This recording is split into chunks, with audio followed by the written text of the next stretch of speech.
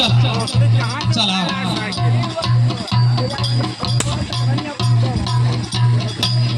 चल बदल सीसी बोतल टूटल फूटल जूता चप्पल थरिया लोटा खेत खरियान मकान दुकान जीरा जवार बकरा बकरी पहाड़ी आ गईले खरीदे राकेश कबाड़ी।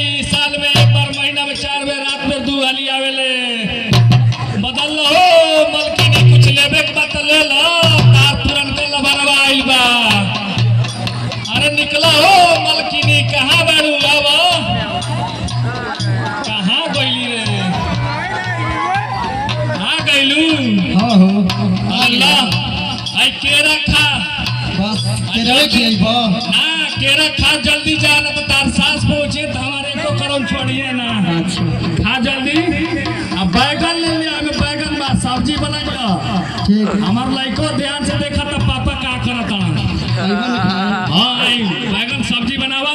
कौन बैगनवा हो? लमका बैगन। अच्छा चोखा बनाइए हाँ, चाहे भरता बनाइए। आइबो ना खाए। आई भो बनावा तो तू खाली।